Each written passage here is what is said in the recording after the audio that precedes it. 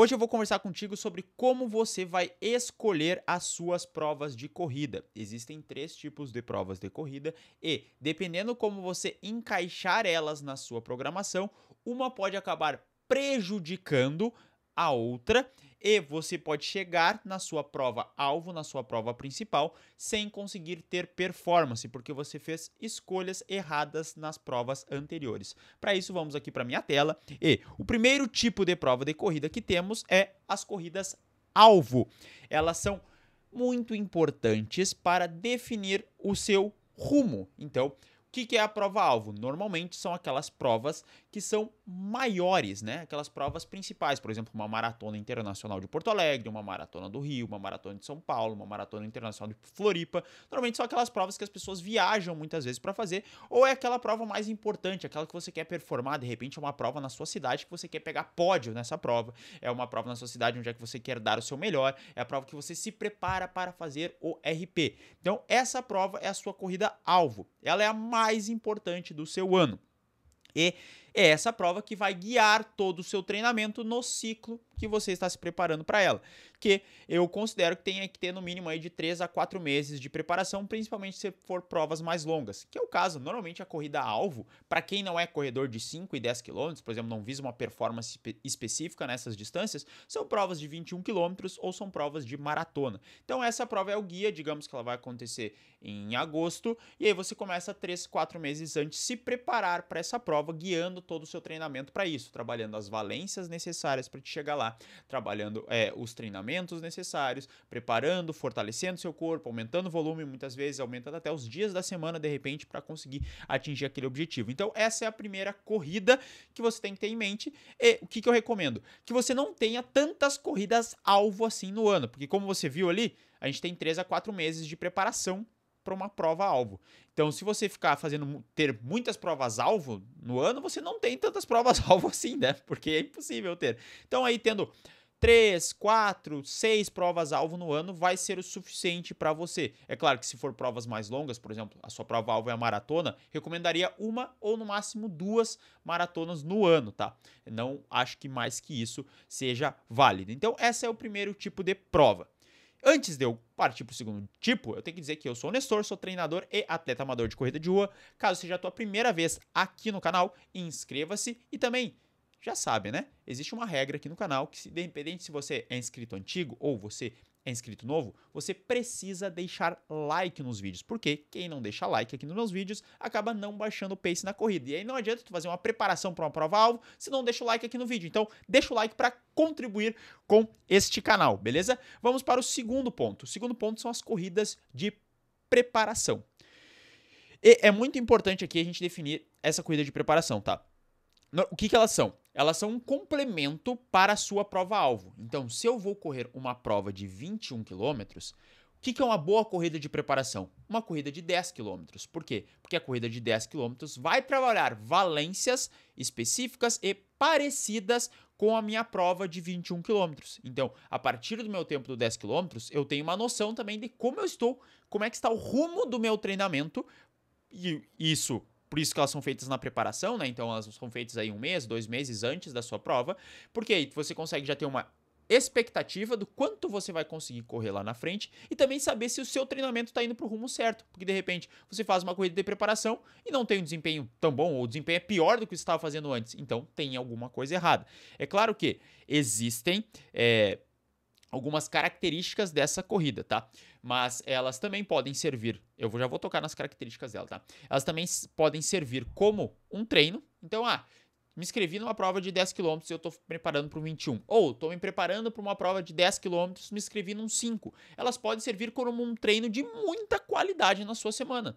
Então, ao invés de você... Normalmente as provas são no domingo, né? Então, ao invés de você fazer o seu longão no domingo, você puxa este longão para quinta-feira, que de repente era o seu dia de treino intervalado, e faz a prova no domingo, tá?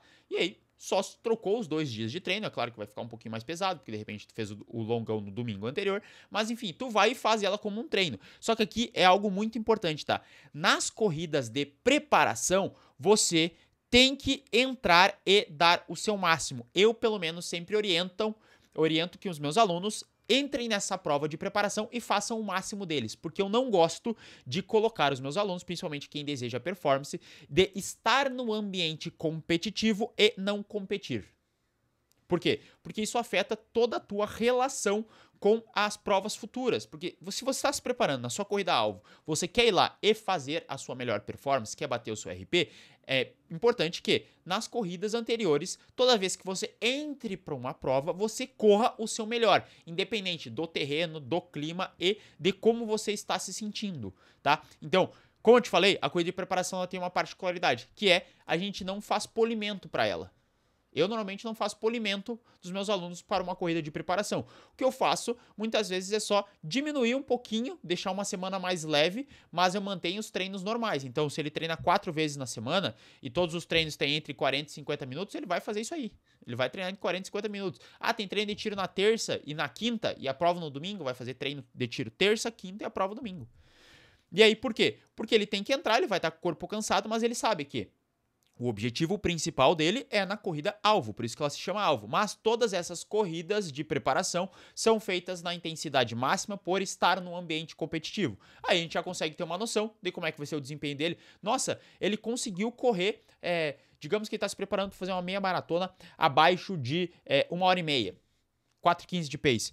Ele vai, corre uma prova de 10 km sem fazer nenhum polimento, com o corpo cansado das semanas de treinamento, porque quem não sabe, o treinamento ele é um supressor agudo de desempenho. Então, no processo de treinamento, o seu desempenho ele nunca está no máximo, porque você vai suprimindo ele, treino após treino, você vai cansando o corpo, ele vai acumulando cansaço de semana para semana. Aí você faz o polimento e esse desempenho melhora. Você descansa o seu corpo para que ele possa expressar todo o condicionamento adquirido.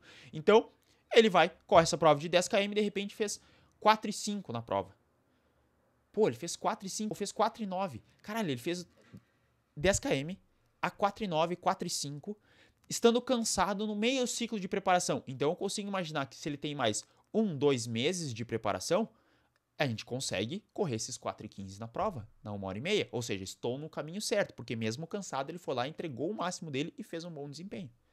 Então, é para isso que serve a corrida de preparação. E o que muita gente confunde é com as corridas de diversão. Mas antes de eu te falar sobre as corridas de diversão, tem que dizer que se você deseja evoluir na corrida e quer ter a minha orientação pessoal, onde eu vou estar montando o seu treino, dando os feedbacks e te conduzindo rumo ao seu principal objetivo, é só tu clicar no primeiro link aqui da descrição para conhecer a minha assessoria de corrida. E também olhe sempre a descrição dos vídeos, porque tem link pro meu Strava, de repente você quer me acompanhar por lá, onde eu posto todos os meus treinos e comento meus treinos. Tem link pro meu playbook de como baixar o pace na corrida, de repente se você é um corredor mais autodidata. Tem link pro meu Instagram, se quiser me acompanhar por lá. E também tem link para minha newsletter, para minhas cartas, que eu envio diretamente para o seu e-mail. Agora vamos lá. Corridas de diversão. Nosso ponto 3. O que elas são? Elas não contribuem com o seu treinamento. Porque, como o próprio nome dela já diz, é uma corrida para você se divertir. Então, de repente, aquela corrida na sua cidade que você vai fazer para acompanhar um amigo, é aquela corrida que você vai fazer, de repente, uma corrida de trilha, que não é muito meu objetivo, eu sou corredor de asfalto, mas vou fazer uma corrida de trilha mais divertida.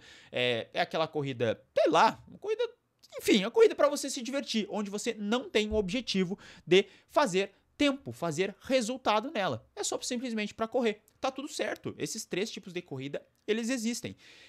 Servem para, como eu coloquei aqui, servem para espairecer a cabeça e normalmente eu gosto que elas sejam feitas fora de um ciclo de prova principal. Por quê? Porque eu acho que você ficar correndo corridas por diversão, durante um ciclo onde você deseja alcançar a performance lá no ponto final, é pior para você. Uma que essa corrida, muitas vezes ela atrapalha o treinamento, a não ser que você vá para a corrida para fazer uma rodagem, então digamos que você tem uma prova de rodagem, você vai lá e faz essa rodagem. Mas aí entra aquele ponto que eu comentei antes, que quando você vai para uma corrida, você está num ambiente competitivo, você se coloca ali, você tem um monte de pessoas com um número ao seu redor. E aí você não corre, não faz o seu melhor, não, essa prova eu vou correr só de boa. O que acontece? Você vai criando uma associação no seu cérebro que tá tudo bem correr de boa na prova. E eu não estou dizendo que correr de boa na prova é um problema, tá? Você pode fazer a prova que você quiser correndo sempre tranquilo. Estou dizendo que para quem deseja performar, para quem deseja alcançar o melhor resultado numa prova específica, se tu ficar 1, 2 semanas, 1 mês antes, 2 meses antes, entrando em um monte de prova e não correndo o teu melhor nessas provas, você vai estar criando essa condição no seu cérebro que está tudo bem correr, com perdão da palavra, correr fofo na prova. E aí tu se acostuma a correr fofo, e aí quando chegar no momento específico que você precisa performar, você não vai conseguir porque correu fofo, porque você treinou estar em ambientes competitivos correndo fofo. Por isso que eu gosto de, se vai ter uma corrida na tua cidade, tu quer participar dela, vão encaixar ela como uma corrida de preparação.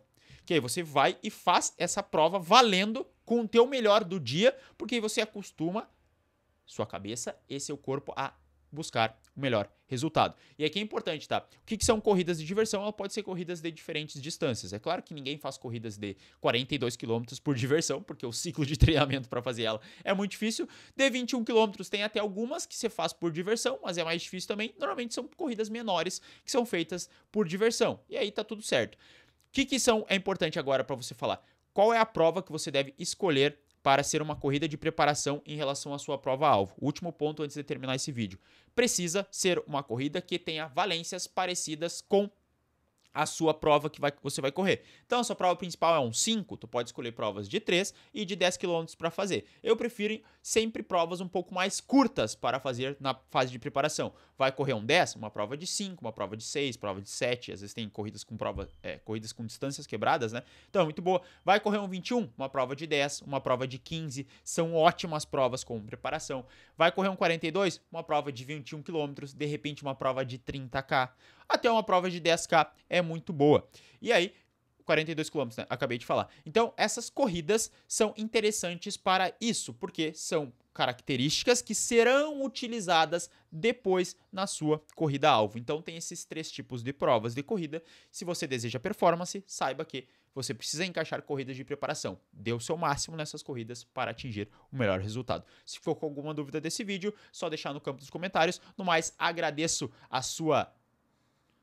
você ter sido um espectador deste vídeo. Deixa o like, se inscreve no canal caso ainda não seja inscrito e a gente se vê numa próxima.